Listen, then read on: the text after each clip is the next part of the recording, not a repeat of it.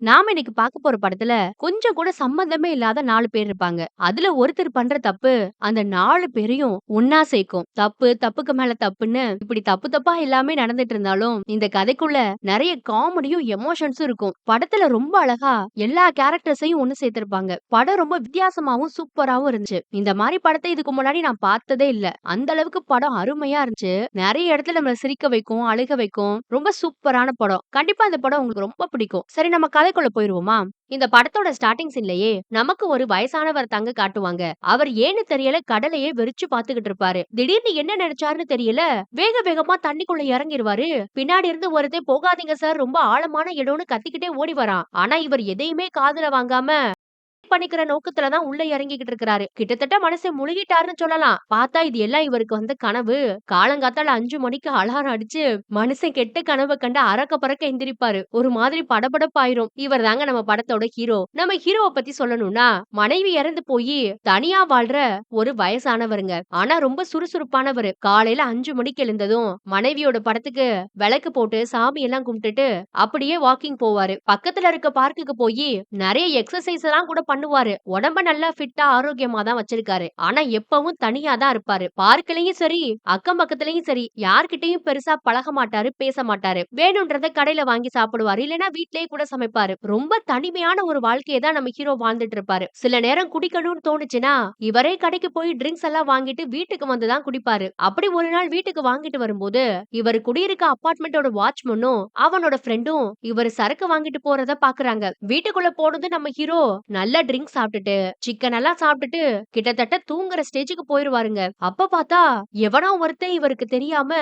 நைஸா இவரோட வீட்டுக்குள்ள நுழையிறான். ஆனா அது யாருன்னு தான் தெரியல. அப்புறம் அந்த வீட்ல என்ன நடந்துச்சுன்றத நமக்கு காட்டலங்க. ஆனா காலையில 5 மணிக்கு மறுபடியும் அலாரம் அடிக்கும். பார்த்தா நம்ம ஹீரோ மூக்குல அடிபட்டு பேச்சு மூச்சு இல்லாம கிடக்குறாரு. உயிரோட இருக்காரா செத்துட்டாரான்னு பாவம் தெரியல. அப்புறம் அந்த இடத்துல சீனை கட் பண்ணா நமக்கு ஒரு டெய்லர் கடையை காட்டுவாங்கங்க. அந்த கடையில வேலை செய்யற பையன் ரொம்ப லேட்டா தான் கடைக்கு வரான். அதனால கடை ஓனர் அவனை பிடிச்சு கண்ணா பின்னான்னு திட்டிட்டு இருப்பாரு. அவன் அந்த கடைக்கு மேல ஒரு சின்ன ரூம் இருக்கும். அங்கேயேதான் தங்கி இந்த கடையில வேலை பார்த்துட்டு இருக்கிறான். ஆனா மத்த நேரத்துல அந்த மார்க்கெட்ல இருக்க சின்ன சின்ன வேலையை கூட செஞ்சு கொஞ்சம் பணம் சேர்த்து வைப்பான். ஓனர் திட்டிட்டு இருக்கும் போது மேல இருந்து ஒரு அம்மா அவங்க ஏற்கனவே இவங்கிட்ட Dress தைக்க கொடுத்துட்டு போயிருப்பாங்க போல. அவங்க ஃபிட் சரியில்லை வாடான்னு கூப்பிடுறாங்க மேல. இவனும் போய் என்னன்னு கேட்பான். ஏன்டா அப்படி Dress லூசா தச்சு வச்சிருக்கேன்னு அந்த அம்மா போட்டு புலம்புது. இவனும் கொஞ்சம் ஆர்வ கோளாறுல இந்த Dress இந்த இடத்துல லூசா இருந்தாதான் நல்லா இருக்கும், டைட்டா இருந்தா நல்லா இருக்காதுன்னு டேப்ப வச்சு அளந்து காட்டுறேன்னு ஏடா கூடமா பேசிடுவான். ஆனா இவன் தப்பான அர்த்தத்துல பேசணும்ன்ற நோக்கத்துல பேசல. டெய்லரிங் மேல இவனுக்கு இருக்க ஆர்வ கோளாறுல பையன் எதையோ பேசிவிட்டான். அந்த அம்மாவுக்கு சுருக்குன்னு கோபம் வந்துரும். ஓங்கி பொழிச்சுன்னு இவனை ஒரு அரங்க அரைஞ்சதோட விடாம கீழ வந்து ஓனர் கிட்டயும் கண்ணா பின்னான்னு கத்திடுவாங்க. பாவம் அந்த டெய்லர் பையன் நான் தப்பான அர்த்தத்துல பேசலன்னு ரொம்பவே கெஞ்சுவான். ஆனா அவன் சொல்றத யாருமே அங்க நம்ப தயாரா இருக்க மாட்டாங்க. மான ரோஷம் இருக்க யாருமே இந்த கடையில இனிமே தைக்க மாட்டாங்கன்னு கத்துனதுல Dress தைக்க கொடுத்த மத்த கஸ்டமர்ஸும் கடைய விட்டு கிளம்பி போயிருவாங்கங்க. அதோடய அந்த அம்மா விட்டுச்சு கடை போர்டோட சேர்த்து ஒரு செல்ஃபி எடுத்து இருங்க உங்க கடைய சோசியல் மீடியால போட்டு கிளி கிளின்னு கிளிக்கிறேன்னு ரொம்ப கத்திட்டு போயிடும். இதுல கடையோட ஓனர் ரொம்ப டென்ஷன் ஆகி அந்த பையனோட மூட்டை முடிச்செல்லாம் அள்ளி வெளியே போட்டு துரத்தியே விட்டுருவாரு. அவன் பாவம் அவனோட லக்கேஜ் எல்லாம் எடுத்துக்கிட்டு கிளம்பிடுவான். கிளம்பிடவே நேர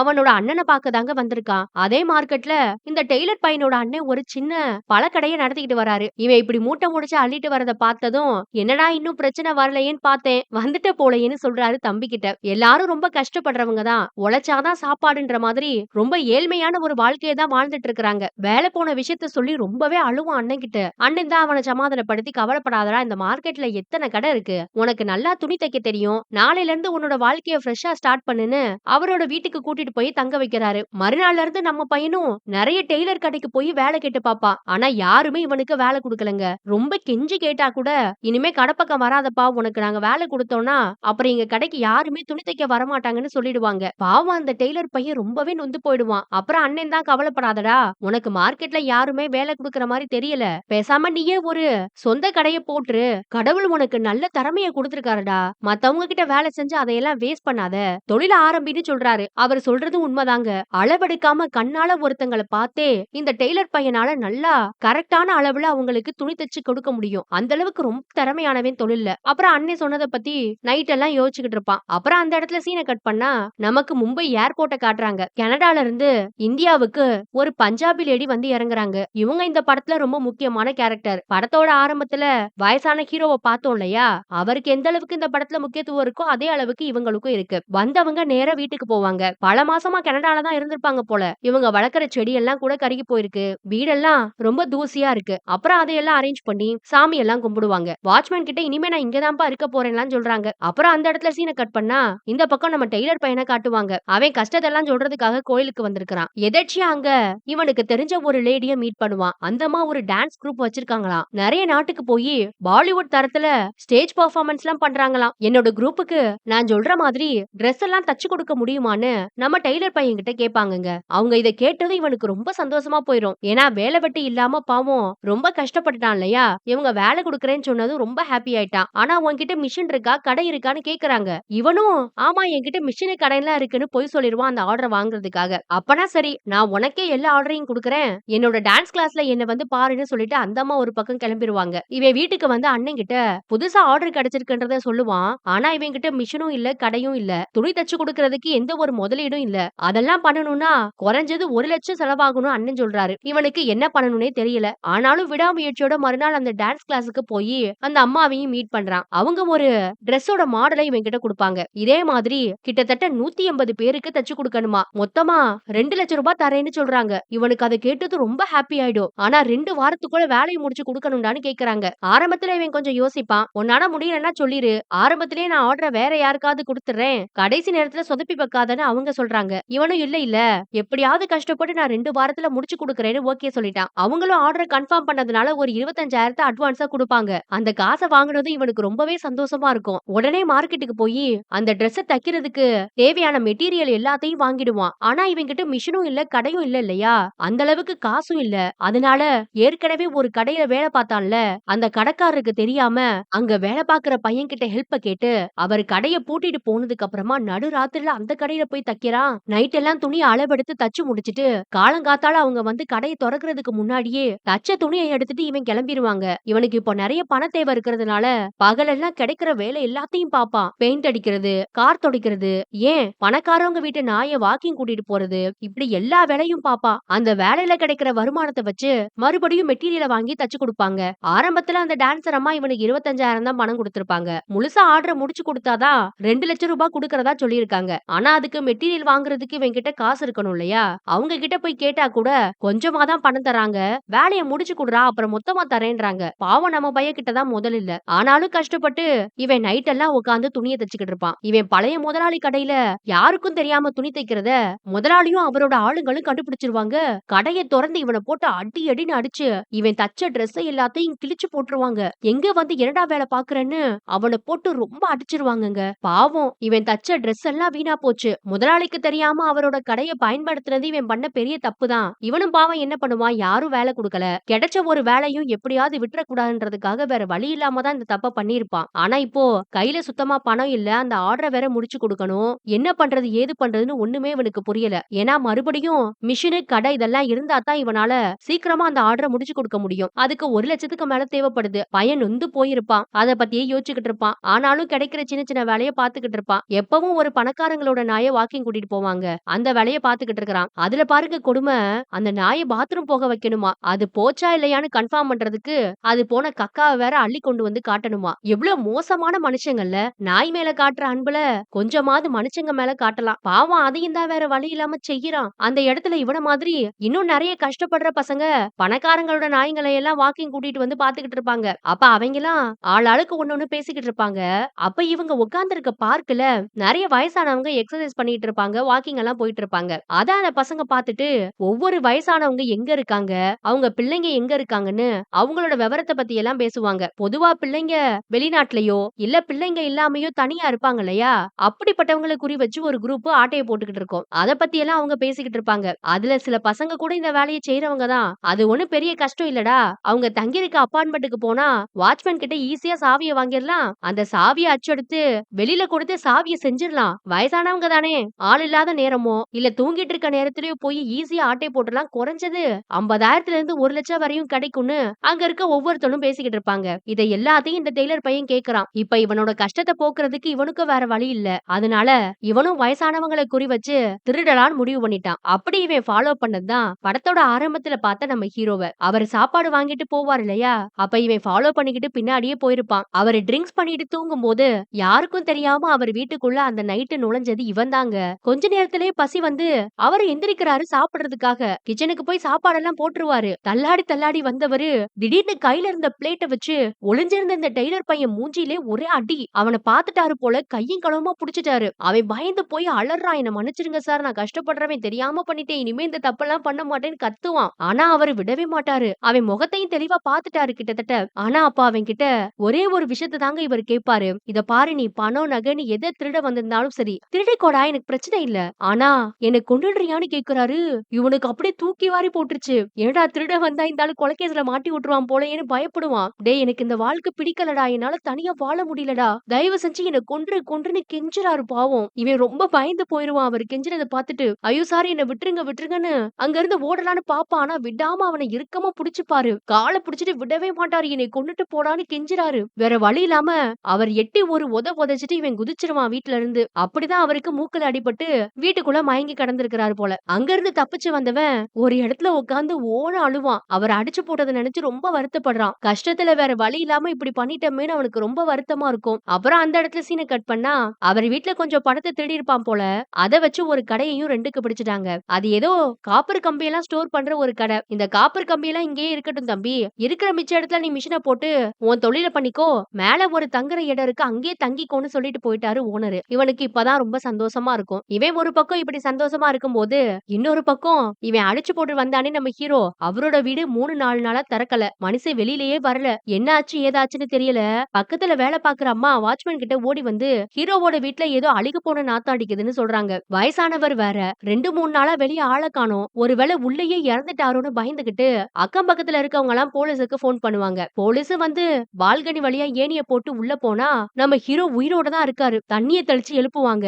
பாவம் தள்ளாடி தள்ளாடி எந்திரிக்கிறாரு. போலீஸ் அந்த வீட்டை பார்த்ததுமே யாரோ இவரை அடிச்சு போட்டு வீட்டுல திருடிட்டு போயிருக்காங்கன்றத கண்டுபிடிச்சிட்டாங்க. வாட்ச்மேனை கூப்பிட்டு ஒரு போலீஸ் சப்பு சப்புன்னு அடிப்பாரு. உன்னோட வேலையை ஒழுங்கா செய்ய மாட்டியா, ஒருத்தன் இங்க வந்து திருடிட்டு வயசானவரை அடிச்சு போட்டு போயிருக்கா, என்ன நீலாம் வேலை பாக்குறேன்னு. அப்புறம் நம்ம ஹீரோவை போலீஸ் ஸ்டேஷனுக்கு கூட்டிட்டு போவாங்க கம்ப்ளைண்ட் கொடுக்கறதுக்காக. மனுஷன் ஒண்ணுமே நடக்காத மாதிரி கெத்தா நடந்து வருவாரு வெளியில. ஆனா ஏனோ முன்ன மாதிரி இப்போ இல்ல. அவரோட மனநிலையே கொஞ்சம் மாறின மாதிரி இருக்கு. போலீஸ் ஸ்டேஷனுக்கு வந்ததும் கம்ப்ளைண்ட் கொடுப்பாரு. அவரோட பொண்டாட்டியோட தாலி செயினையும் வீட்ல இருந்த 2-3 வெள்ளி பொருளையும் திருடன் ஆட்டை போட்டு போயிட்டானா. அப்பதான் போலீஸ்காரு, ஏன் உங்க முகத்துல வருத்தமே தெரியலன்னு கேட்டா, அவருக்கு இன்னைக்கு ஒரு சின்ன சந்தோஷமான விஷயம் நடந்திருக்காம். முதல் தடவையா அவர் வீட்டோட கதவை தட்டி போலீஸ் உள்ள வந்தாங்க இல்லையா, அதுதானா. 12 வருஷத்துக்கு முன்னாடி இவங்களோட ஒய்ஃப் இறந்து போனதுக்கு அப்புறமா கொஞ்ச நாள் மத்தவங்க வந்தாங்களாம். ஆனா அதுக்கப்புறம் யாருமே இவங்க வீட்டு கதவை தட்டுறதே இல்லையா. ஏன் இவரே தட்டுறது இல்லையா, ஏன்னா இவர் மட்டும் தனியா தானே அந்த வீட்டுல வாழ்ந்துகிட்டு இருக்கிறாரு. ஆனா இன்னைக்கு அக்கம் பக்கத்துல உள்ள எல்லாருமே என்ன கவனிக்கிறாங்க, அதனாலதான் எனக்கு ஒரு மாதிரி சந்தோஷமா இருக்குன்னு சொல்லுவாருங்க. அப்புறம் நீங்க பார்க்குக்கு வாக்கிங் எல்லாம் போவீங்களான்னு போலீஸ்காரங்க கேட்பாங்க. போவேன்னு சொல்றாரு. அங்க உங்க வயசுள்ள யார்கிட்டயாவது தயவு செஞ்சு பழகுங்க, இது வரைக்கும் நீங்க யார்கிட்டயும் பழகாம இருந்தா கூட இனிமே 4 பேர்கிட்ட பேசி பழகுங்கன்னு போலீஸ்காரங்களும் சொல்லுவாங்கங்க. ஏதாவது ஒரு குரூப்ல நீங்களும் ஆக்டிவா இருங்க, உங்களுக்குன்னு 4 பேரை சம்பாதிச்சுக்கோங்கன்னு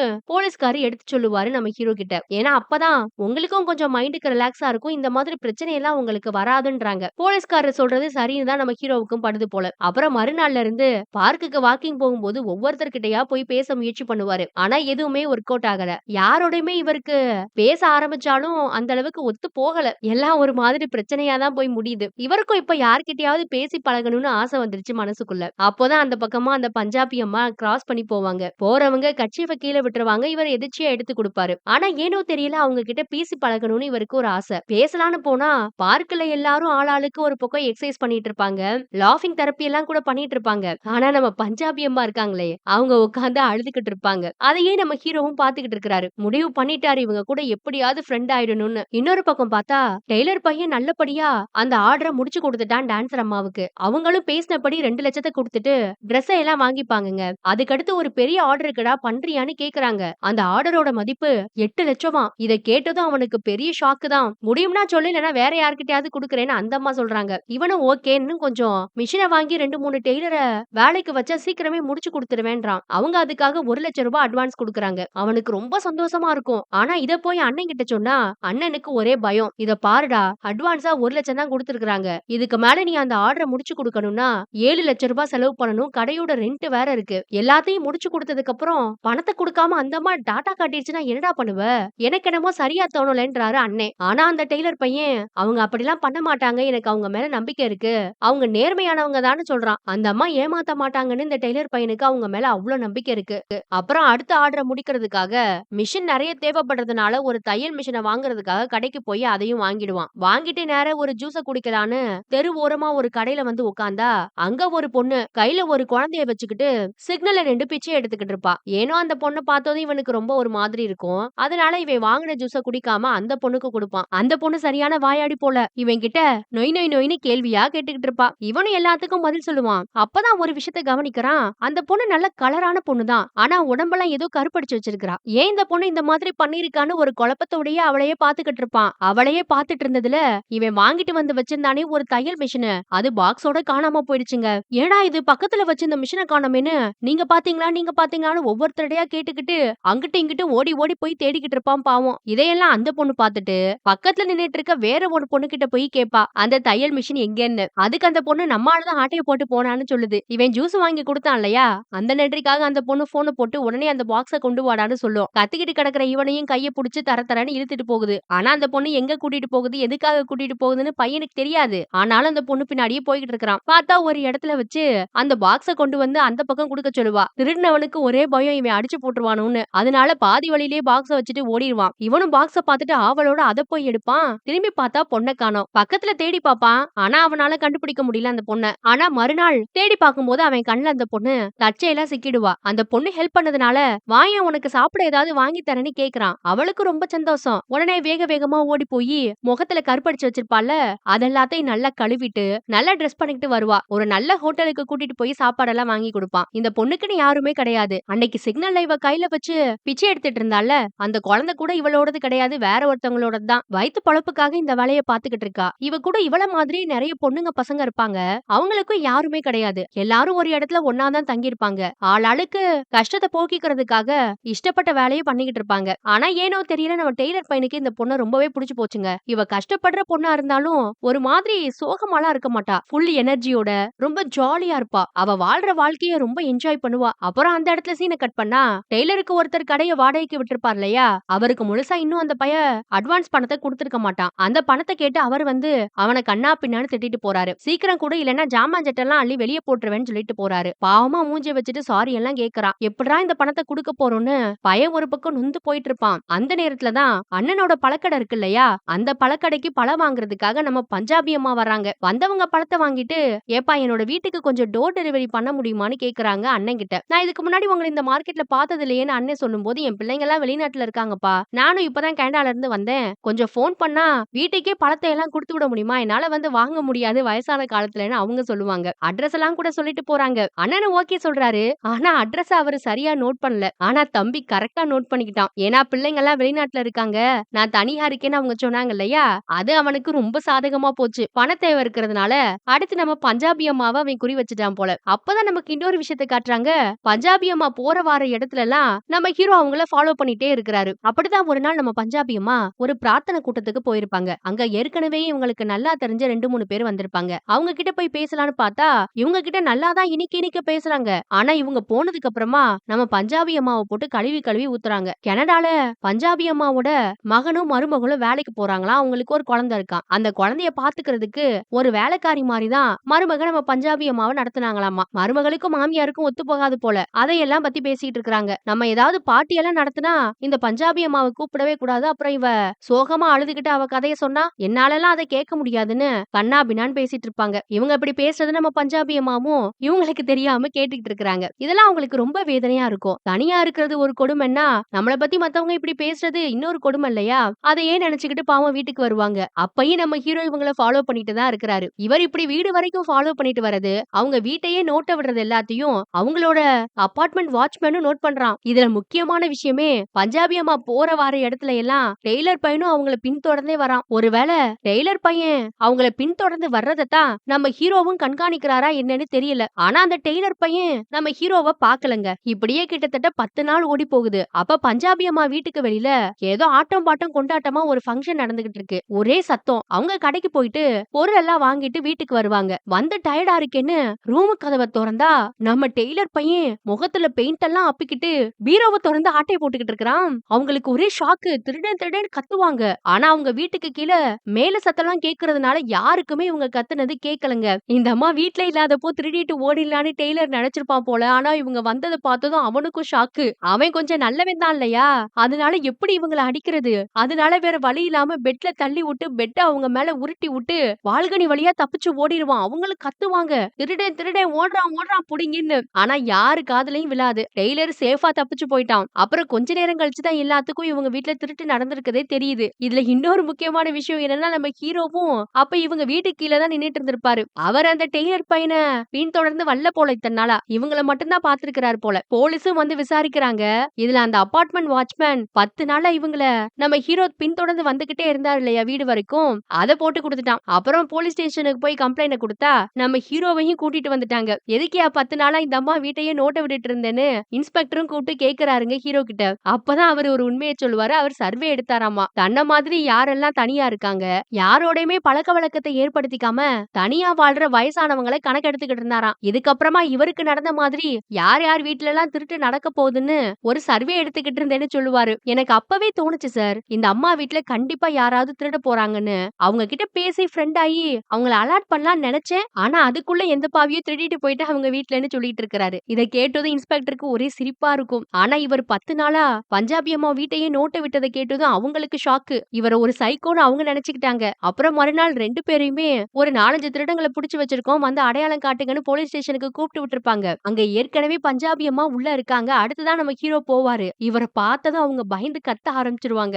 போலீஸ் ஸ்டேஷன் வரைக்கும் இந்த சைக்கோ நம்மள ஃபாலோ பண்ணிட்டு வந்துட்டான் போலன்னு. அப்புறம் தான் இன்னொரு கான்ஸ்டபிள் வந்து, ஏமா உங்க வீட்ல திருட்டு நடந்த மாதிரி அவர் வீட்லயும் நடந்திருக்கு.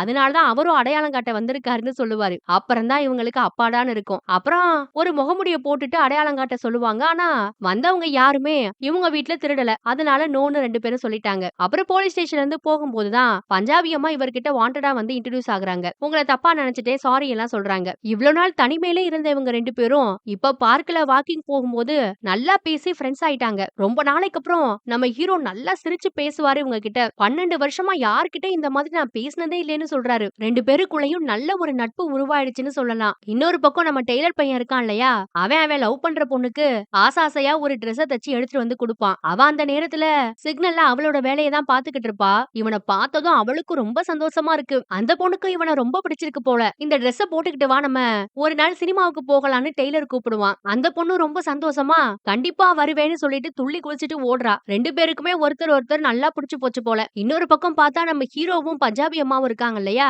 அவங்க பார்க்ல உட்கார்ந்துகிட்டு போற வர எல்லார பத்தியும் காசப் பேசிட்டு இருப்பாங்க. பஞ்சாபி அம்மா ரொம்ப ஜாலியான ஒரு டைப்புங்க.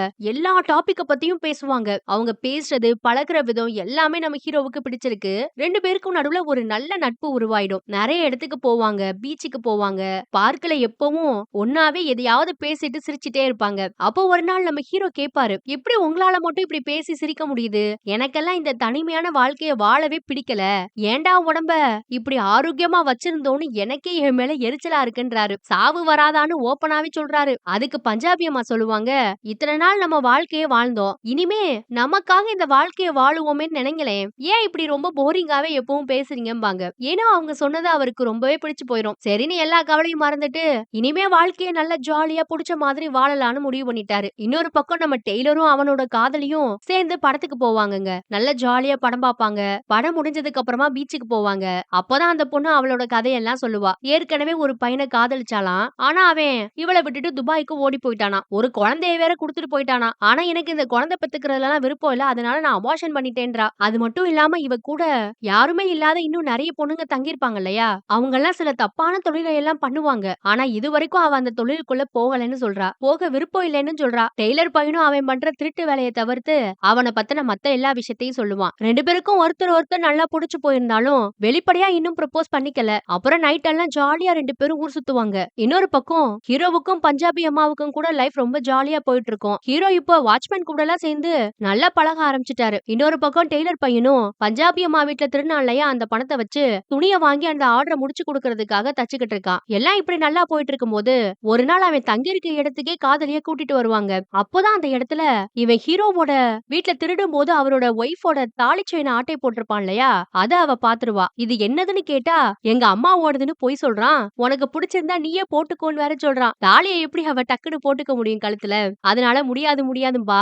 அம்மாவோட தாலிய இவன் போட்டுக்க சொல்றதுனால நம்மள கல்யாணம் பண்ணிக்கணும்னு ஆசைப்படுறான்றது அவளுக்கும் நல்லா புரியுது. அப்புறம் என்ன 2 பேரும் கொஞ்சம் ஒண்ணும் பண்ணா சேர்ந்து இருந்துருவாங்க. காலையில பார்த்தா அந்த கடையோட ஓனர் வந்து எங்கடா அட்வான்ஸ் பண்ணோம்னு நிக்கிறாரு. சீக்கிரம் குடு இல்லனா ஜாமான் ஜட்டாலி வெளிய போட்டுருவேன்றாரு. இத எல்லாத்தையும் மேல இருந்து நம்ம டெய்லரோட காதலியும் பாப்பா. இப்படி பண பிரச்சனை தலைக்கு மேல போயிட்டு இருக்கிறதுனால வேற வழி இல்லாம அந்த டான்சர் அம்மாவுக்கு போன போட்டு நம்ம ஹீரோவும் கொஞ்சம் பணம் கேக்குறான். ஏன்னா ஆர்டரை முடிச்சு கொடுக்கறதுக்கு இன்னும் அவன் நிறைய மெட்டீரியலை வாங்க வேண்டியது இருக்கு. கடைக்கு வேற அட்வான்ஸ் கொடுக்க வேண்டியது இருக்கு இல்லையா, அதனால கொஞ்சம் முன் தொகையா ஏதாவது கொடுங்கன்னு கேக்குறான். ஆனா அந்த அம்மா துபாயில இருக்கான். அடுத்த வாரம் தான் வருவேன், இப்போதைக்கு என்கிட்ட பணம் எல்லாம் ஒண்ணும் கிடையாது, ஆர்டரை முழுசா முடிச்சு கூட அப்புறம் பணம் தரேன்னு அந்த அம்மா கட்டன் ரேட்டா சொல்லிட்டு போன வச்சிருச்சு. பாவம் நம்ம டெய்லருக்கு என்ன பண்றதுனே தெரியல. இதுல மெட்டீரியல் வேற கடைக்கு வந்து இறங்கும். அவங்களுக்கு வேற பாவம் இவன் பணம் கொடுக்க வேண்டியது இருக்கு. துணியை கொடுத்துட்டு போங்க, நான் ஓனர் கிட்ட பேசிக்கிறேன்னு அவங்க கிட்டயும் பாவம் சமாளிக்கிறான். துணி எல்லாத்தையும் உள்ள கொண்டு போய் இறக்குன பையன் அப்பதாங்க கடையில ஒரு விஷயத்த நோட் பண்ணுவான். இந்த கடையோட ஓனரு இந்த கடையை இவங்கிட்ட கொடுக்கும்போது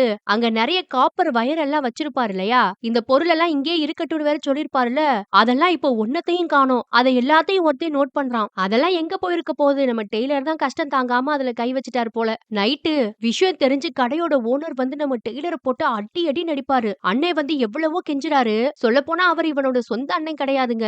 ஆனாலும் இவனுக்காக ரொம்ப கெஞ்சுவாரு. அந்த பொருளோட விலை 5 லட்சமா. ஒரு வாரத்துல பொருளை திருடி வித்ததுக்கான காசு அட்வான்ஸ் பண்ணணும்னு மொத்தத்தையும் கொடுத்துட்டு கடையை காலி பண்ணுடான்னு கண்ணா பின்னான்னு போட்டு டெய்லரை அடிச்சுட்டாருங்க. பாவம் அண்ணன் தான் ரொம்ப அழுவாரு. நான் தப்பு பண்ணிட்டேன்னு அண்ணன்கிட்டயும் போய் இவன் எவ்வளவோ கெஞ்சுவான். டேய், கஷ்டத்துல இருக்கவங்க எல்லாம் திருடணும்னா இந்த சிட்டில இருக்க எல்லாரும் தாண்டா திருடணும், அடுத்தவங்க பொருள்ல போய் கைய வைக்கலாமான்னு அண்ணன் ரொம்ப உடஞ்சு போயிட்டாரு. இனிமே என் பக்கமே வராதுன்னு சொல்லிட்டு அவர் போயிருவாரு. அண்ணன் போறதையே பார்த்து டெய்லர் ஒரு பக்கம் அழுதுகிட்டு இருக்காரு. அடுத்ததா டான்சர் அம்மா சொன்ன தேதியில அவங்க வீட்டுக்காவது போய் பணத்தை வாங்கலான்னு அவங்க வீட்டுக்கு போனா அந்த அம்மாவை காணா புருஷன் தான் இருக்கிறாரு. இவனும் பணம் வாங்க வந்திருக்கேன்னு சொல்லுவான். ஏன்னா மொத்தமா துணி எல்லாத்தையும் தச்சு டெலிவரி பண்ணிட்டானா. அப்போதான் அந்த ஆளு ஒரு பெரிய இடிய தூக்கி நம்ம டெய்லர் தலையிலேயே போட்டுருவாங்க. டான்சர் அம்மா ஓடி போயிடுச்சான். பணமும் கிடையாது ஒண்ணும் கிடையாது ஓடுறான்னு நம்ம டெய்லரை போட்டு அடி அடின்னு அடிச்சு அவனும் வரட்டி விட்டுட்டான். அப்படியே அந்த இடத்துல சீனை கட் பண்ணா நமக்கு ஹீரோவையும் பஞ்சாபி அம்மாவையும் காட்டுறாங்க. பஞ்சாபி அம்மா அவருக்காக வீட்டுக்கு வெளியில மாற்ற ஒரு தோரணத்தை செஞ்சு கொண்டு வந்திருக்காங்க. அவரும் அதை வாங்கிட்டு நல்லா இருக்குன்னு சொல்றாரு. இப்ப அவங்க 2 பேரும் எதுக்காக மீட் பண்ணிருக்காங்கன்னா 2 பேரும் சேர்ந்து இப்ப ஒரு சர்வே எடுக்கிறாங்க. இவங்கள மாதிரி யாரு ரொம்ப தனிமையில வாழ்றாங்களோ அவங்கள ஃபாலோ பண்ணிக்கிட்டு இருக்காங்க. அப்படிதான் ஒரு சிகப்பு ட்ரெஸ் போட்டவரை ரொம்ப நாளா ஃபாலோ பண்ணிட்டு இருந்திருப்பாங்க. அவரும் பார்ல உட்காந்து ட்ரிங்க் சாப்பிட்டுட்டு இருக்காரு. தூரமா இருந்து அவரை பார்த்துட்டு அவரோட விவரத்தை எல்லாம் ஹீரோ சொல்லிக்கிட்டே வருவாரு பஞ்சாபி அம்மா கிட்ட. போற வழியில தான் அவரோட வீடு இருக்கு, உன்கிட்ட காட்டுறேன் வான்னு வீட்டுக்கும் கூட்டிட்டு போய் காட்டுறாரு. ஆனா அவங்க வீட்டுக்குள்ள லைட் எரியுது, யாரோ ஓடுற மாதிரி தெரியுது. உடனே 2 பேருக்கும் ஒரே பதட்டம். ஏன்னா அவர் பார்ல தானே குடிச்சிட்டு இருந்தாரு, சொந்தக்காரங்கன்னு யாரும் இல்ல, தனியா தான் வாழ்றாரு, அவர் வீட்டுக்குள்ள யாரா சுத்திக்கிட்டு இருக்கிறதுன்னு போலீஸ்க்கு கால் பண்ணலாம் நினைப்பாங்க. ஆனா ஒரே பயம். ஏன்னா இவங்க முதல்ல அவரை ஃபாலோ பண்ணத போலீஸ் கண்டுபிடிச்சா இவங்க பிரச்சனையில மாட்டிக்குவாங்களோன்னு கண்டிப்பா திருடனாதான் இருக்கும். உடனே போய் உள்ள பாக்கலான்னு வேக வேகமா வீட்டுக்குள்ள போவாங்க. பார்த்தா அது நம்ம டெய்லர் தான். ஆனா இவங்க பாக்குறதுக்கு முன்னாடி தப்பிச்சு ஓடிடுவான். ஹீரோவும் பஞ்சாபி அம்மாவும் அவனை அப்ப அடையாளம் கண்டுபிடிக்கல. திருடன் ஓடிட்டான், வா நம்ம ஓடலான்னு ஹீரோவும் பஞ்சாபி அம்மாவும் வெளியில வரலாம்னு நினைப்பாங்க. ஏன்னா இப்ப வீட்டுக்குள்ள இருக்கிறது இவங்க 2 பேரும் தானே. ஆனா அத பக்கத்து வீட்டு குட்டி பொண்ணு பாத்துருவா. இவங்க டக்குன்னு கதவை முடிப்பாங்க. அவ போனதுக்கு அப்புறம் போலான்னு ரொம்ப நேரம் உள்ளே வெயிட் பண்ணுவாங்க.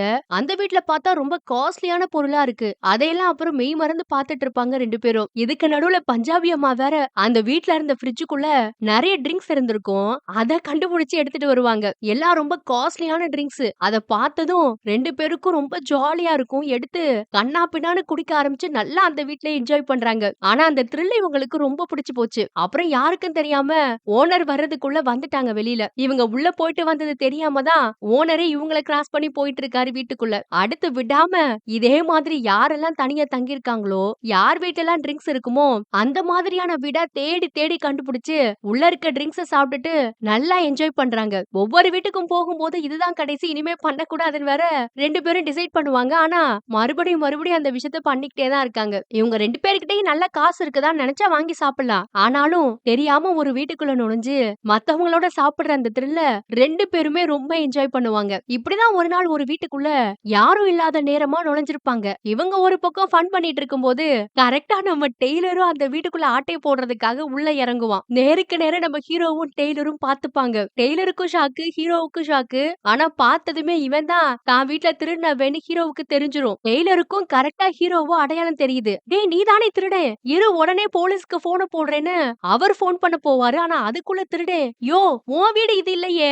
உன் வீடு வேற இடத்துலல இருக்கு. நீ எதுக்காக ஆள் இல்லாதப்போ இந்த வீட்டுக்குள்ள உட்கார்ந்திருக்கேன்னு" நம்ம ஹீரோவ கையும் களவுமா புடிச்சுட்டான். அவன் இப்படி கேட்டதும் இவருக்கு ஷாக்கு. சரி போலீஸ்க்கு ஃபோன போடு 2 பேரும் தான் மாட்டுவோங்கிறான் அவன். இப்படி மாறி மாறி 2 பேரும் பேசிட்டு இருக்கும்போது டெய்லருக்கு பின்னாடி வந்த பஞ்சாபி அம்மா அவன் தலையில என்னத்தையோ வச்சு ஓங்கி ஒரு போடு. அவன் அந்த இடத்துலயே மயங்கிட்டான். உடனே வேக வேகமா ஹீரோவும் பஞ்சாபி அம்மாவும் அந்த வீட்டை விட்டு தெரிச்சு ஓடுவாங்கங்க. 2 பேருக்கும் அவ்ளோ பயம் அப்ப. ஏன்னா அடிச்சவன் செத்துட்டானா உயிரோட இருக்கானான்னு பாவம் தெரியல. ஆனா ஓடுற வழியில டக்குனு நம்ம பஞ்சாபி அம்மாவுக்கு நெஞ்சு வலிக்க ஆரம்பிச்சிருச்சு. ஹீரோவுக்கு என்ன பண்ணணும்னே தெரியல. அவங்க ஒரு மாதிரி மயங்கி சரிஞ்சு உட்கார்ந்துட்டாங்க. ஹீரோவும் ஹெல்ப்புக்கு யாரையாவது கூப்பிடலான்னு ஒரு பக்கம் ஓடிட்டு இருக்காரு. இதுக்கு நடுவுல மயங்கி கிடந்தான்ல டெய்லரு. அவன் பால்கனி வழியா இறங்கி வந்துகிட்டு இருப்பான். பார்த்தா நம்ம பஞ்சாபி அம்மா மயங்கி கிடக்குறாங்க. அடிப்படையில நம்ம டெய்லர் என்னமோ நல்லவன் தானே. உடனே வேக வேகமா அவங்கள தூக்கிட்டு ஓடுவாங்க காப்பாத்துறதுக்காக.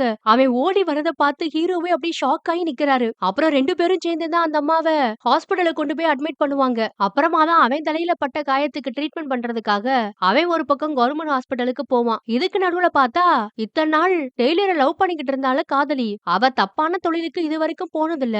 ஆனா திடீர்னு என்ன நினைச்சான்னு தெரியல. அவளோட ஃப்ரெண்ட்ஸ் கூட சேர்ந்து அவ எங்கேயோ குரூப் டான்ஸ் ஆடுறதுக்காக போய்கிட்டு இருக்கறா.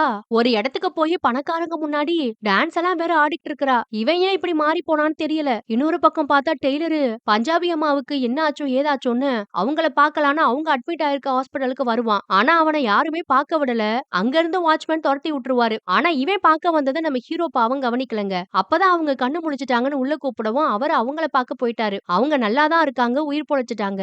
அவங்களுக்கு மைல்டா ஹார்ட் அட்டாக் வந்துருச்சாமா. அப்ப கூட அவங்க ஏதோ ஒரு காமெடிய சொல்லிதான் ஹீரோ கிட்ட சிரிப்பாங்க. இந்த நேரத்துல நீங்க சிரிக்க கூடாதுன்னு ஹீரோவும் சொல்லுவாரு. ஆனா அவங்களுக்கு அத பத்திலாம் கவலை இல்ல. அவங்க புருஷன் இறந்து போய் 3 வருஷம் ஆச்சாம். அப்பவே சிரிப்ப நிப்பாட்டிட்டாங்களாம். 3 வருஷத்துக்கு அப்புறம் இப்பதான் எனக்கு பிடிச்ச மாதிரி என் வாழ்க்கைய வாழ்ந்தேன். அதுவும் உங்களோட நட்பாலதான்னு சொல்லுவாங்க. இந்த 3 வருஷத்துல அவங்க பையன் கூட கனடால இருந்தாங்க இல்லையா? அப்ப பாவம் ரொம்ப கஷ்டப்பட்டுட்டாங்களாம். அதெல்லாம் சொல்லி ரொம்பவே அழுவாங்க. அப்புறம் அந்த இடத்துல சீனை கட் பண்ணா நம்ம டெய்லர் ஒரு பக்கம் தங்க இடம் இல்லாம அண்ணனுக்கு போன போட்டு அழுகுறான். அண்ணனும் மன்னிச்சு அவரோட இடத்துக்கே வர சொல்லுவாரு. ஆனா போனவன் கூட காதலியையும் கூட்டிட்டு போவான். இவளதான் கல்யாணம் பண்ணிக்க போறேன்னு சொல்றான். அண்ணனுக்கு இதை கேட்டது ரொம்ப சந்தோஷமா இருக்கு. சரி விடுறா, இனிமே எல்லாத்தையும் மறந்துட்டு மார்க்கெட்ல வேற ஏதாவது தொழில் பண்ணி 2 பேரும் பொழைச்சுக்கோங்க, நல்லா கல்யாணம் பண்ணி சந்தோஷமா இருங்கன்னு அண்ணன் சொல்லுவாரு. இன்னொரு பக்கம் பார்த்தா ஹாஸ்பிட்டல்ல பஞ்சாபி அம்மா நல்லபடியா உயிர் பொழைச்சிட்டாங்க. ஹாஸ்பிட்டல்ல இருந்து பில்ல கட்டி அவங்கள டிஸ்சார்ஜ் பண்ணலாம்னா இப்போ பில்லு கட்ட பாவம் அவங்க கிட்ட பணம் இல்ல. கனடால இருக்க பையனுக்கு போன் பண்ணவான்னு நம்ம ஹீரோ கேட்பாரு. இல்ல இல்ல வேண்டாம், அவனுக்கெல்லாம் இந்த விஷயம் தெரியக்கூடாது, தெரிஞ்சா என்ன மறுபடியும் அங்க கூட்டிட்டு போயிடுவான்னு அவங்க பாவம் பயப்படுறாங்க. சரி கவலைப்படாதீங்க, நானே ஏதாவது சமாளிச்சுக்கிறேன்னு சொல்லிட்டு நம்ம ஹீரோ தான் பேங்க்ல இருந்து அவரோட சேவிங்ஸ் பணம் மொத்தத்தையும் எடுத்துட்டு வந்து பில்ல கட்டுவாருங்க. அப்புறம் அவங்கள நல்லபடியா ஹாஸ்பிட்டல் இருந்து வீட்டுக்கும் கூட்டிட்டு போய் விட்டுட்டாரு. அப்போதான் அந்த அம்மா பில்ல பாக்குறாங்க. ஹாஸ்பிட்டல் பில்லு 2-3 லட்சத்துக்கு மேல வந்திருக்கு. ஐயோ நமக்காக இவரே இத முழுக்க கட்டுனாரான்னு அவங்களுக்கு ஒரு மாதிரி சங்கடமா தான் இருக்கும். அப்புறம் அந்த இடத்துல சீனை கட் பண்ணா நமக்கு டெய்லரோட காதலிய தாங்க காட்டுவாங்க. அவ கார்ல வந்து இறங்குறா வேற யார் கூடவோ. ஆனா எங்க போனா எதுக்காக போனான்னு நமக்கு சரியா தெரியல. ஆனா இவன் இங்க வந்து இறங்குவான்றத டெய்லர் பைய ஃபாலோ பண்ணிக்கிட்டே வந்திருக்கான் போல. திடீர்னு இவனை அங்க பார்த்ததும் அவளுக்கு செம்ம கோவம் வந்துருச்சு. எதுக்குடா என்ன ஃபாலோ பண்ணிட்டே வந்த, என்ன நினைச்சுக்கிட்டு இருக்கேன்னு கண்ணா பின்னான்னு கத்த ஆரம்பிச்சுட்டா. டெய்லருக்கு இவ தப்பான தொழில் பண்றாளோன்னு இவ மேல ஒரு சந்தேகம் வந்துச்சு போல. நீ எங்க போன எங்க போனன்னு காதலிய விடாம கேள்வி மேல கேள்வி கேட்டுக்கிட்டே இருப்பான். ஆனா அவளுக்கு செம்ம கோபம் வந்துரும். அதோட விடாம நீ என்ன தப்பான தொழில் பண்றியான்னு கேட்டுட்டான் ஓப்பனா. உடனே அடி அடி நடிக்கிறா போட்டு கத்துவா. என்ன நினைச்சிட்டு இருக்க, இதெல்லாம் கேட்க நீ யாருடா, நீ என்ன என் புருஷனா என் அப்பாவா, நான் எங்க போனா யாரோட சுத்தினா உனக்கு என்ன, நான் அப்படிதான் போவேன், அது ஏன் இஷ்டம்னு கண்ணா பின்னான்னு கத்திடுவா. பாவம் அவன் அதை கேட்டு நொந்து போயிருவான், ரொம்ப அழுறான். இத பாரு உனக்கு தான் நான் இருக்கேன், அப்புறம் எதுக்கு இதெல்லாம் பண்ணிட்டு இருக்கேன்றான். நீயா, நீயே தொழில் நஷ்டமாயி கடல்ல திரியிற, உன்னை நம்பி நான் எப்படிடா வாழ முடியும், நான் அப்படிதான் என் இஷ்டப்படிதான் சுத்துவேன், கொஞ்ச நாள் உன் கூட பழகிட்டா என்ன கண்ட்ரோல் பண்ணலாம்னு நினைக்கிறியான்னு ரொம்ப கண்ணா பின்னான்னு திட்டிருவா. அவ பேச பேச அவன் பாவம் நொந்து போயிருவாங்க. வெறி பிடிச்சவ மாதிரி அழுதுகிட்டே அந்த ரோட்ல பாவம் ஓடுவான். அவனால இந்த வேதனையை தாங்கிக்கவே முடியல. இவ்வளவு பேச்சு பேசினாலே டெய்லரோட காதலி அவ மனசுல என்னதான் இருக்குன்னு தெரியல. அவனை திட்டு திட்டு திட்டிட்டு அவன் தச்சு கொடுத்த ட்ரெஸ்ஸ வச்சுக்கிட்டு அழுதுகிட்டு உட்காந்துருப்பா இன்னொரு பக்கம். அப்புறம் அவனுக்கு மறுபடியும் போன் பண்ணி பார்த்தா போனை கூட எடுக்க மாட்டேங்கிறான். மாட்டேங்கிறான். 2 பேரும் கிட்டத்தட்ட பிரியற சூழ்நிலையில தான் இருக்கிறாங்க. இன்னொரு பக்கம் பஞ்சாபி அம்மாவுக்கு எதிர்ச்சியா நம்ம ஹீரோ ஃபோன் பண்ணிருப்பாரு. ஆனா ஃபோன எடுக்கிறது அவங்களோட பையன் கனடால இருந்து விஷயம் தெரிஞ்சு வந்துட்டான். அவங்க பையனுக்காக ஒரு பக்கம் சமைச்சிட்டு இருக்காங்க. இவன் ஃபோன் எடுத்துட்டு யாரு என்னன்னு கேட்டா, இவரும் பையன் குரல கேட்டுட்டு அவன் நல்லா இருக்கானா, பிள்ளை நல்லா இருக்கானா பேசிட்டு இருப்பாரு. ஆனா அவனுக்கு கோவம் வருது. டக்குனு ஃபோன கட் பண்ணிட்டு அம்மா கிட்ட கத்து கத்துன்னு கத்துறான். முன்ன பின்ன தெரியாதவங்களோட ஏன் பழகுறீங்க? என்னதான் இங்க பண்ணிட்டு இருக்கீங்க? உங்களுக்கு ஹார்ட் அட்டாக் வந்திருக்கு. உங்க ரிப்போர்ட்ல நீங்க ஆல்கஹால் எடுத்துக்கிட்டதா இருக்கு. என்னம்மா இதெல்லாம் காச்சு பூச்சுன்னு கத்துவாங்க. அவங்களும் சொல்ல முயற்சி பண்றாங்க. ஆனா அவன் கேட்க தயாரா இல்ல. நம்ம ஹீரோ எவ்வளவு ஹெல்ப் எல்லாம் பண்ணிருக்காரு அவங்களுக்கு. ஆனா அது எதையுமே அவன் காதுல வாங்க தயாரா இல்ல. உடனே நீங்க கனடாவுக்கு என் கூட திரும்ப வரணுங்கிறான். இவங்க முடியவே முடியாதுப்பா. உன் பொண்டாட்டி கிட்ட எல்லாம் வந்து என்னால சீரழிய முடியாது. அவளுக்கு வேலைக்காரி மாதிரிலாம் என்னால வேலை பார்க்க முடியாதுன்றாங்க. இத கேட்டதும் டென்ஷன் ஆன பையன் கோவத்துல அம்மாவோட போன போட்டு நொறுக்கிருவான். இன்னொரு பக்கம் நம்ம டெய்லர் இருக்கான் இல்லையா, அவனும் அண்ணன் கூட தான் தங்கியிருப்பான் போல. அண்ணன் கிட்ட மனசுல இருக்க எல்லா கஷ்டத்தையும் சொல்லிக்கிட்டு இருக்கிறான். அந்த வீட்டுக்கு எதிர்த்தாப்புல ஒரு ரயில்வே ட்ராக் போகும். அந்த ட்ரெயின்ல பாத்தீங்களானே எத்தனை பேர் குடும்பம் குடும்பமா போறாங்க. ஆனா எனக்கு மட்டும் ஏன் அதெல்லாம் அமையவே மாட்டேங்குதுன்னு ரொம்ப வருத்தப்பட்டு பேசுவான். ஏன்டா உனக்கு அம்மா அப்பாலாம் இல்லையான்னு அண்ணன் கேட்டா, அம்மா இருந்தாங்களாம், அண்ணன் அண்ணிலாம் கூட இருந்தாங்களாம் ஊர்ல. ஆனா எப்பவுமே அண்ணன் அண்ணியோட பேச்ச கேட்டுட்டு அம்மாவையும் இவனையும் ரொம்ப டார்ச்சர் பண்ணுவாராம். ஒரு தடவை அண்ணியோட பேச்ச கேட்டுட்டு இவனையும் இவனோட அம்மாவையும் கொள்ளிக்கட்டையாலேயே அடிச்சாராம். அதனால கோவம் தாங்க முடியாம அன்னை வீட்டு கதவை இவன் உடைச்சிட்டானா. அப்புறம் அங்க இருக்க பயந்துகிட்டு ஊரை விட்டு ஓடி வந்துட்டேன்னு சொல்றான். அப்ப நீ மறுபடியும் ஊருக்கு போய் உன் அம்மாவையாவது பாக்கலாம்ல. இந்த சிட்டில தான் உனக்கு எதுவுமே உருப்படியா அமைய மாட்டேங்குதேடா. பேசாம ஊர பக்கமே மறுபடியும் போலாமேன்னு அண்ணன் சொல்றாரு. அப்பதான் அவன் சொல்றான், ஒருவேளை நான் போகும்போது என் அம்மா இல்லனா என்னால அதை தாங்கிக்கவே முடியாதுன்னு. அதனாலதான் எனக்கு அங்க போக மனசே இல்லைங்கிறான். நான் பொழைக்கிறதுக்காக தான் இந்த சிட்டிக்கு வந்தேன். ஆனா இந்த சிட்டி எனக்குள்ள இருக்க மிருகத்தை கொஞ்சம் கொஞ்சமா வெளியில கொண்டு வரும் நான் நினைக்கவே இல்லைன்னு சொல்றான். ஏன்னா நான் பாவத்துக்கு மேல பாவம் பண்ணிட்டேன்னு வேற சொல்லுவான். அப்படி என்னடா தப்பு பண்ணேன்னு அண்ணன் கேட்கும் போதுதான் இவன் ஆரம்பத்துல இருந்து பணத்துக்காக பண்ண தப்ப எல்லாம் அண்ணன் கிட்ட சொல்லுவான். பண கஷ்டத்துக்காக ஒரு வயசானவரோட வீட்டுக்குள்ள புகுந்து அவர் மூக்க உடைச்சு பொண்டாட்டியோட தாலி செயின்ல இருந்து பணத்தை எல்லாம் அள்ளிக்கிட்டு வந்தேன். அப்புறம் ஒரு வயசான அம்மாவை தள்ளி விட்டுட்டு அவங்க வீட்டுல திருடிட்டு வந்தேன். அப்புறம் அடுத்த வீடுன்னு இப்படி மாறி மாறி எவ்வளவு பாவம் பண்ணிட்டேன். என்னால முடியலன்னு ரொம்ப அழறான். அண்ணனுக்கு இவன் கதையை கேட்கும் போது ரொம்ப வருத்தமா தான் இருக்கும். பேசாம எனக்கு இந்த ரயில்வே ட்ராக்ல விழுந்து செத்துடலாம் போல இருக்குன்னு என்னால முடியலன்னு ரொம்ப அழறான். அண்ணனும் இவனோட கதையை கேட்டு ரொம்பவே அழுகுறாரு. அதே ராத்திரியில டெய்லரோட காதலி இருக்கா இல்லையா, அவ இவன் கடை கொடுக்கணும்ல, ஒரு கடையோட ஓனரு, அவரோட பொருளை எல்லாம் கூட நம்ம டெய்லர் திருடிப்பான் இல்லையா, அந்த ஆளை தேடி போறா. என்னன்னு பார்த்தா நம்ம டெய்லர் கொடுக்க வேண்டிய மொத்த கடனையும் காதலி கொடுத்துட்டா. இவன் இந்த பணத்தை எப்படி சம்பாரிச்சான்னு தெரியல. ஆனா டெய்லர் பையன் மேல இருக்க காதலால அவனுக்காக கஷ்டப்பட்டு சம்பாதிச்சிருக்கா. இனிமே அவனை தொந்தரவு பண்ணக்கூடாதுன்னு அந்த ஆள் மூஞ்சில மொத்த பணத்தையும் விட்டெறிஞ்சிட்டு போயிருவா. மறுநாள் காலையில பஞ்சாபி அம்மாவை பாக்குறதுக்காக அவங்களோட அபார்ட்மெண்ட்டுக்கே நம்ம ஹீரோ போறாரு. அவங்களுக்கு பிடிச்சதெல்லாம் வாங்கிட்டு. ஆனா வாட்ச்மேன் உள்ள விட மாட்டேங்கிறான். இவரை உள்ள விடக்கூடாதுன்னு பையன் சொல்லி வச்சிருக்கானா. சரிப்பா நான் வெளியிலேயே கூட வெயிட் பண்றேன்னு சொன்னா, இல்ல சார் நீங்க இருந்தா போலீஸ்க்கு கூட போன் பண்ண சொல்லி அந்த அம்மாவோட பையன் எனக்கு சொல்லியிருக்கிறாரு சார், தயவு செஞ்சு இங்க போயிருங்கன்னு வாட்ச்மேன் சொல்றான். பாவம் நம்ம ஹீரோவுக்கு இதெல்லாம் கேட்கும் போது ரொம்ப கஷ்டமா போயிடும். அதே நேரத்துலதான் நம்ம டெய்லர் பையனும் ஹீரோவை பாக்குறதுக்காக அவரோட வீட்டுக்கு வந்திருக்கான். ஆனா அவர்தான் பஞ்சாபி அம்மாவை பார்க்க வந்துட்டாரு இல்லையா, வீட்டுல இல்லாததுனால ஆள் இல்லாத வீட்டுல காலிங் பெல்ல அமுக்கிக்கிட்டே இருப்பான். இதுல அந்த அபார்ட்மெண்டோட வாட்ச்மேனுக்கு இவன் மேல சந்தேகம் வந்துருச்சு. யாரு என்னன்னு விசாரிக்கிறதுக்கு அந்த வாட்ச்மேன் வந்தா பயத்துல டெய்லரும் அங்க இருந்து ஓட பாப்பான். உடனே வாட்ச்மேனும் அவனோட ஃப்ரெண்டும் இவனை கையும் களவுமா பிடிச்சிட்டாங்க. இது எதுவுமே தெரியாத நம்ம ஹீரோவும் பஞ்சாபி அம்மாவை பார்க்க முடியலன்ற வருத்தத்துல பீச்ல போய் உட்கார்ந்துருப்பாரு. அப்ப அவருக்கு அவங்க கிட்ட இருந்து போன் வருது. அவங்க போனை பையன் உடைச்சதுனால ஏர்போர்ட்ல வேற யார்கிட்டயோ போனை வாங்கி அவங்க இவருக்கு கால் பண்றாங்க. பையன் தன்னை கட்டாயப்படுத்தி கனடாவுக்கு கூட்டிட்டு போறதாவும், உங்களை இனிமே பார்க்க முடியாது, என்ன மன்னிச்சிருங்கன்னு சொல்லுவாங்க. இத கேட்டதும் பாவம் நம்ம ஹீரோவுக்கு ரொம்ப ஷாக்கு. தனிமையில தவிக்கும் போது கிடைச்ச ஒரு அழகான நட்பு இப்ப நம்ம விட்டு போகுதுன்னு ரொம்ப வருத்தப்படுவாரு. ஆனாலும் கடைசியா ஒரு தடவை அவங்களை எப்படியாவது பார்க்கணும்னு அடிச்சு புடிச்சு ஏர்போர்ட்டுக்கு போவாருங்க. அவங்க கிட்ட கடைசியா ஒரு தடவை பேசலாம் நினைப்பாரு. ஆனா அதுக்குள்ள செக்கிங் எல்லாம் முடிச்சு அவங்க பிளைட் ஏறிட்டாங்க போல. இவரால அவங்கள பார்க்கவே முடியல. பாவம் நம்ம ஹீரோ ரொம்ப நொந்து போயிருவாரு. அவருக்கு ரொம்ப கஷ்டமா இருக்கு. 12 வருஷம் தனிமையில எவ்வளவு வாடி போயிருப்பாரு, நொந்து போயிருப்பாரு. கொஞ்ச நாள் தான் அவங்க நட்பால சந்தோஷமா இருந்தாரு. இப்ப எல்லாமே போச்சேன்னு ஒரு மாதிரி நொந்து போய் வெளியில வந்து உட்காருவாரு. அப்ப லக்கேஜ் தூக்குற 2 பேரு சாதாரணமா இவர்கிட்ட பேச்சு கொடுப்பாங்க. ஆனா இவருக்கு ஒரு மாதிரி ரொம்ப எரிச்சலா இருந்ததுனால யாரு மேலயுமே அட்டாச்மெண்ட் வைக்க கூடாது. வச்சா இப்படிதான் என்ன மாதிரிதான் நொந்து போய் உட்காரணும். என்னோட சாபக்கேடு என்ன தெரியுமா, நல்ல ஹெல்த்தியா எந்த நோய் நொடியும் இல்லாம இருக்கேன் பாருங்க, அதுதான். எப்பதான் இந்த சாபம் தீருமோ, எப்பதான் இந்த உலகத்துல இருந்து எனக்கு விமோச்சனை கிடைக்குமோன்னு அவர் பாட்டுக்கு ஏதேதோ அவங்க கிட்ட பேசுவாரு. அப்புறம் தான் ரியலைஸ் பண்ணிட்டு சாரி எல்லாம் கேட்டுட்டு அங்க இருந்து கிளம்புவாரு. அவங்க 2 பேத்துக்கு அவர் பேசுறது ஒண்ணுமே புரியல. அப்புறம் அந்த இடத்துல சீனை கட் பண்ணா பண்றானா, மறுநாள் காலையில 5 மணிக்கு எப்பவும் போல நம்ம ஹீரோவோட அலாரம் அடிக்கும். 12 வருஷத்துக்கு முன்னாடி எப்படி இவரோட வாழ்க்கை இருந்ததோ, அதே மாதிரியே இப்ப மாறிடுச்சு. எந்திரிச்சு பேப்பர் படிச்சுட்டு, தனியாவே பார்க்குக்கு போய் எக்சர்சைஸ்லாம் பண்ணிட்டு, அந்த தனிமையோடயே வீட்டுக்கும் வருவாரு. அப்பதான் போலீஸ் ஸ்டேஷன்ல இருந்து கொஞ்சம் திருடங்கள புடிச்சு வச்சிருக்கோம். அடையாளம் காட்டுறதுக்காக வாங்கன்னு நம்ம ஹீரோவ கூப்ட்டுருப்பாங்கங்க. அப்புறம் அங்க கிளம்பி போறாரு. அடையாளம் காட்டுறதுக்கு இவர மாதிரி இன்னும் நெறைய பேர் வந்திருக்காங்க. எல்லாரையும் உட்கார வச்சு அவங்க முகத்த மூடுறதுக்காக கருப்பு துணியையும் குடுப்பாங்க. அப்ப ஒவ்வொரு திருடங்களா வர சொல்லுவாங்க. பார்த்தா அதுல நம்ம டெய்லரும் வந்து நிக்கிறாப்ல. வாட்ச்மேன் கிட்ட அன்னைக்கு பிடிபட்டான் இல்லையா? அவங்க நேரா கொண்டு போய் இவன போலீஸ் ஸ்டேஷன்ல ஒப்படைச்சுட்டாங்க போல. ஒரு மாதிரி பயத்தோடயும், நடுக்கத்தோடயும் நின்னுகிட்டு இருக்காரு டெய்லர் ஒரு பக்கம். இன்னொரு பக்கம் நம்ம ஹீரோ முகத்த மறைச்சிட்டு இருக்காரு. ஹீரோவுக்கு அந்த பக்கம் தான் வீட்ல திருடன் நிக்கிறது தெரியுது. ஆனா டெய்லருக்கு அங்க யார் யார் இருக்காங்கன்னு தெரியல இல்லையா? அதனால மாட்டுவோமா மாட்டோமான்னு ஒரு பயத்திலே டெய்லர் இருக்கும்போது, நம்ம ஹீரோ இல்லன்னு தலையாட்டுறாருங்க. என்னதான் இவர் வீட்லயும் பஞ்சாபி அம்மா வீட்லயும் அவன் திருடி இருந்தாலும், அவங்களுக்கு நெஞ்சு வலி வரும்போது, அவங்க உயிர காப்பாத்த கடைசி நேரத்துல எவ்வளவு உதவி பண்ணியிருக்கான் அந்த பையன். அதையெல்லாம் மனசுல வச்சுதான் ஹெல்ப் பண்ணியிருக்காரு போல. அப்புறம் அடையாளம் காட்டிட்டு எல்லாரும் அங்கிருந்து கிளம்புவாங்க. பார்த்தா அப்பதான் ஒரு குரல் கேட்கும். யாடான்னு பார்த்தா பஞ்சாபி அம்மா. அவங்களும் அங்க கருப்பு துணிய போட்டுட்டு உட்கார்ந்து இருந்திருக்காங்க. ஆக்சுவலா அவங்களும் அந்த டெய்லர் பையன பார்த்திருக்காங்க. இவன் தான் தான் வீட்ல திருடினான்னு அவங்களுக்கு நல்லா தெரியும். உயிர காப்பாத்துனான்னு தெரியும்.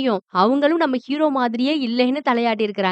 2 பேருக்கும் ஒருத்தர் ஒருத்தர் பார்த்ததும் அவ்ளோ சந்தோஷமா இருக்கும். ஒரு அழகான நட்பு இனி கிடைக்கவே கிடைக்காதுன்னு நினைச்சு எவ்ளோ வருத்தப்பட்டிருப்பாரு நம்ம ஹீரோ. ஆனா இந்த நட்பு மறுபடியும் நம்மளோட தனிமைய போக்குறதுக்கு நமக்கு கிடைச்சிருச்சுன்னு ரொம்ப சந்தோஷப்படுவாரு. 2 பேர் முகத்திலயும் அவ்ளோ ஒரு சிரிப்பு இருக்கும். அந்த சிரிப்போட 2 பேரும் உள்ள இருந்து வெளியில வருவாங்க.